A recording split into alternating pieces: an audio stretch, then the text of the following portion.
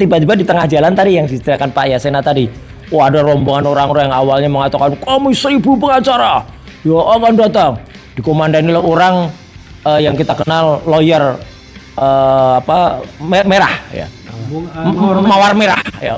Biasanya pakai rambut kuning juga dia, sering pakai, pernah tampil di TV talk show dia pakai rambut wig kuning gitu ya. Ya terbebas dari gangguan-gangguan rayap-rayap yang nggak jelas ini ya, oknum-oknum nggak jelas ini ya, gitu yang dia kemudian ini nggak jelas. Kalau beliau-beliau itu adalah orang yang ada hubungannya dengan Polda Metro Jaya, silahkan gitu ya. Ini siapa dari nggak jelas, dari padepokan mana tiba-tiba datang rombongan, dan itu 2 kali loh ganggu sidang. Saya sendiri jadi saksi ketika ganggu itu, malah saya mendesak ketika datang ditanya surat kuasanya nggak ada. Yang kedua kemudian kartu apanya nggak dibawa. Gimana bisa orang mau sidang kok nggak bawa identitas ya? Ini rasa kangen saya dan teman-teman terhadap orang namanya Dr.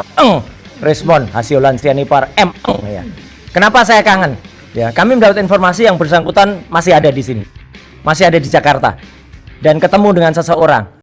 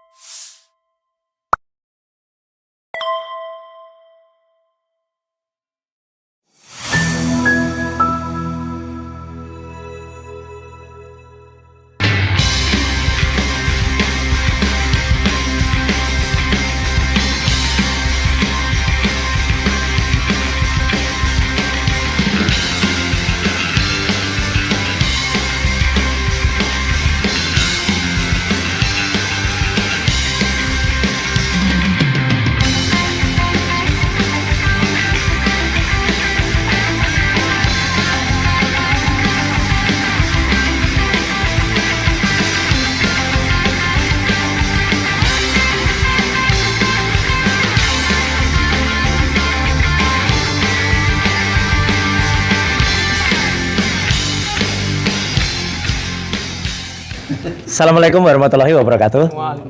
Ya, pertama-tama saya akan tentu saja mengaturkan terima kasih atas nama saya sendiri dan Dr. Tifauzi Atiasuma di dalam klaster 2 ini ya, kepada semua lawyer dan semua pihak yang terutama ada di sini, dan juga kepada media dan YouTuber yang ikut menyebarluaskan. Yang pertama adalah supaya jelas ya, seperti Mas Refli tadi sudah menyampaikan dengan amat jelas ya. Saya sampaikan adalah kenapa tadi perlu disampaikan di sini adanya putusan sela ya, informasi putusan sela dari Pengadilan Negeri Jakarta Selatan, karena itu sangat terkait dengan upaya hukum yang kita lakukan. Terima kasih kepada para purnawirawan TNI, ada 9 jenderal, sekian kolonel, dan juga ada masyarakat sipil dengan tim Tokham waktu itu yang mengajukan gugatan CLS Citizen Lawsuit untuk menggugat manajemen Polda Metro Jaya. Nah itu ya, jadi jelas banget kan, yang digugat adalah manajemen Polda Metro Jaya.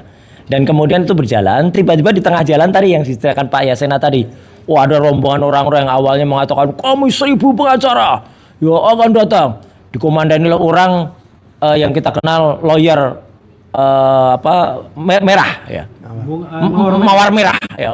Biasanya pakai rambut kuning juga dia, sering pakai, pernah tampil di TV talk show dia pakai rambut wig kuning gitu ya. Nah yaitu Pitra Romadoni. Ya, itu ada di balik itu. Penggugatnya tadinya namanya Andi Kurniawan. Ya, jadi supaya tidak salah, karena singkatan AK itu juga untuk sahabat kita Ahmad Kosinudin, nanti salah nanti. Nanti ada yang dulu repot. Jadi putusannya saya bacakan saja.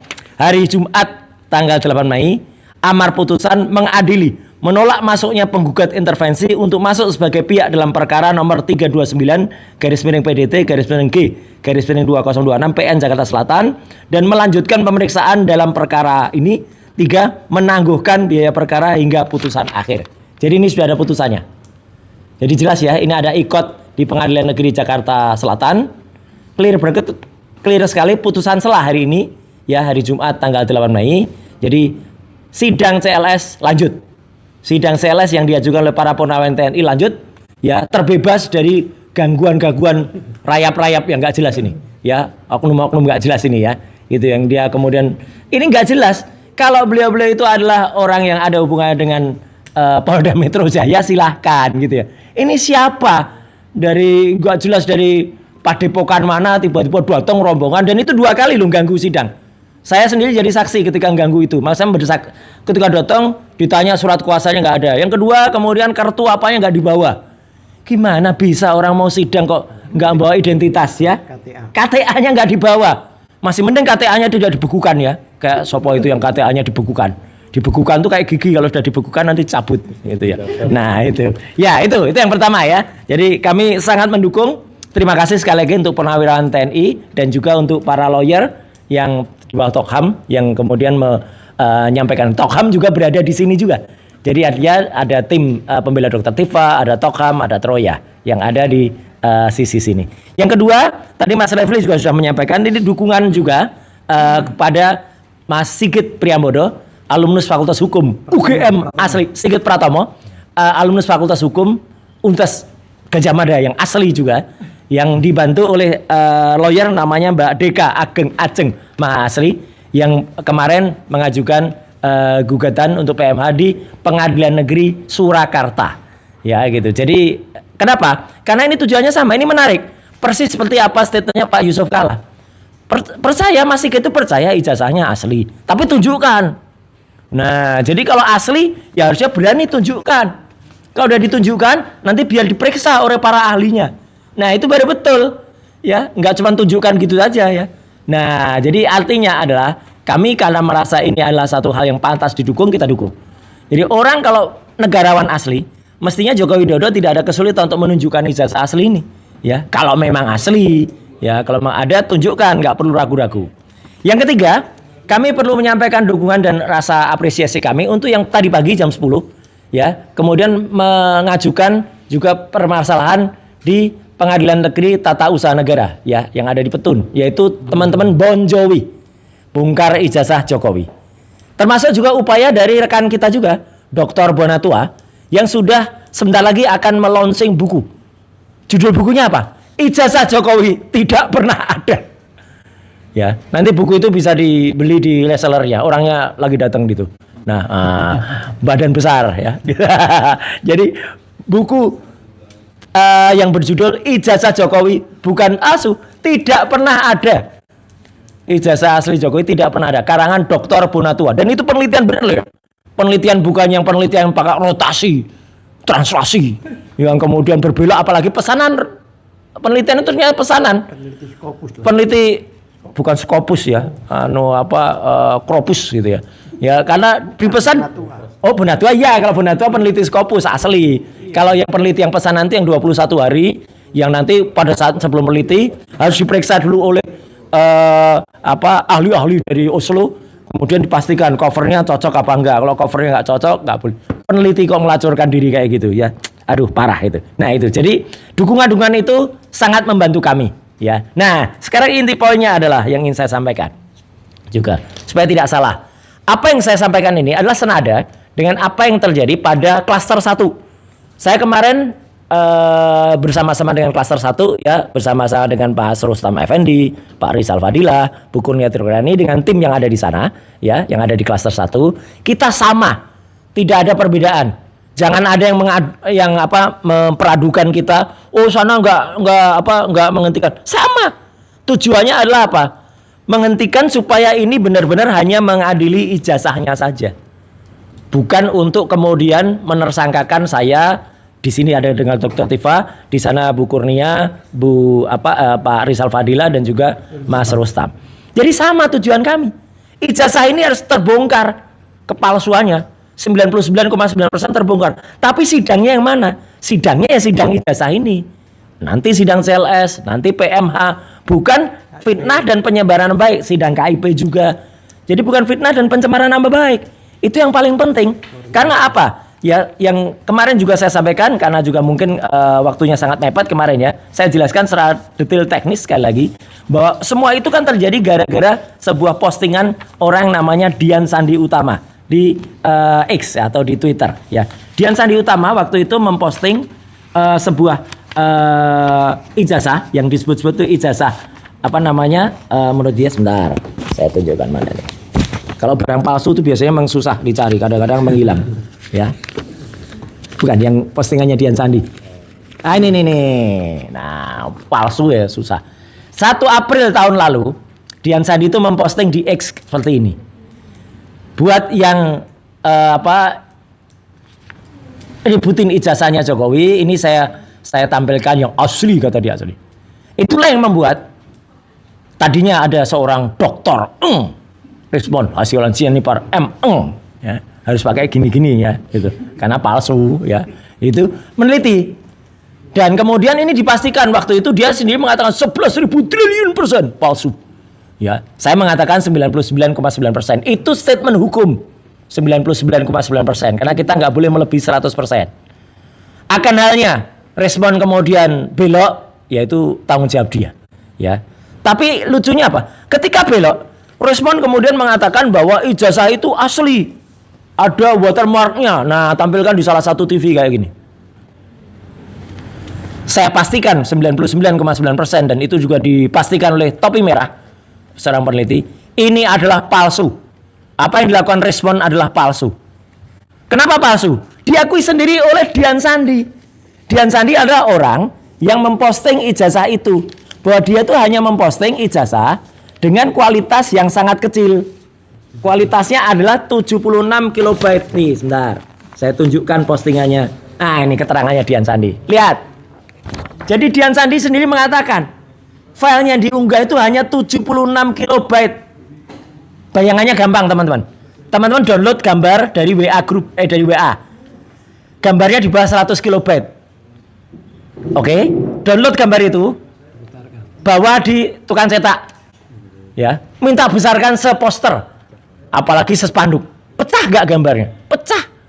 Nggak akan muncul yang namanya watermark, apalagi muncul tulisan Gadget Adam atau apa ya? Nggak akan. Jadi Dian Sandi sendiri mengetahui itu belajar dari mana kok bisa muncul? Bukan dari dia. Iya, berarti filenya bukan dari Dian Sandi. Jadi jelas banget ya apa yang disampaikan oleh saudara Dr. Omon-Omon itu palsu. Dan terakhir hal teknis saya sampaikan, saya ulangi lagi, ijazah itu tidak bisa terbit ijazah saja tanpa adanya skripsi. Dan skripsi itu saya pegang langsung, skripsi itu di tanggal 15 April tahun 2025 yang lalu bersama dengan Dr. Tifa, bersama dengan Resmon waktu itu juga di ruang 109 Fakultas Kehutanan. Ini bukan fotokopi loh. Sebuah buku bertuliskan skripsi diserahkan oleh Wakil Rektor 1 Prof. Wening Udaswara. Saya pegang langsung resmi. Belum penemuan dari 709. Nah, belum penemuan dari 709 bukti yang mau dikejar nanti. Dari sini saja sudah tampak kepalsuannya. Karena apa? Karena kertasnya nggak sama. Kalau teman-teman lihat di kertas ini ada kertas yang kuno, kertas asli deskripsi ini yang luwuk kertasnya. Di situ masih terus Dr. Insinyur Ahmad Sumitro. Sedangkan di halaman pengesahannya kertasnya masih bagus, putih. Tertulis Profesor Dr. Insinyur Ahmad Sumitro. Di buku yang sama tertulis profesor, tertulis doktor. Kalau bukunya beda, oke. Ini bukunya sama. Dan Profesor Dr. Insinyur Ahmad Sumitro itu baru dikukuhkan jadi profesor itu bulan Maret tahun 86. Ini tertanggal skripsi ini tertanggal November 85. Jadi orang November 85 sudah ditulis profesor padahal belum profesor. Bisa. Ya. Dan ini nggak ada lembar pengujiannya. Itu sudah berkali-kali saya sampaikan. Lawyernya selalu mengatakan ada lembar pengujiannya terpisah. Skripsi kalau lembar pengujiannya terpisah itu skripsi dari Universitas Ruko atau mana gitu ya. Iya, Konoha itu. Dan satu lagi yang telak banget. Putri Profesor Dr. Insinyur Ahmad Sumitro menyatakan nama ayah saya yang benar adalah Profesor Dr. Ahmad Sumitro pakai U. Ini tanda tangannya. Tanda tangannya beda banget dengan tanda tangannya Profesor Ahmad Sumitro yang ada di sini. Ini tanda tangan siapa? Ya, jadi Mbak Aida Greenberry atau Aida Astuning Putri, kebetulan Mbak Aida Astuning Putri itu adalah teman seangkatannya Dr. Tifausia Tiasuma. Semua itu tidak ada yang kebetulan. Semua itu sudah ada petunjuk ya dari Allah Subhanahu wa taala. Jadi mereka berkomunikasi. Clear banget penjelasan Mbak Aida yang sekarang namanya menjadi Mbak Aida Greenberry. Karena Mbak Aida Greenberry itu menikah dengan seorang warga negara Australia, ada di Sydney.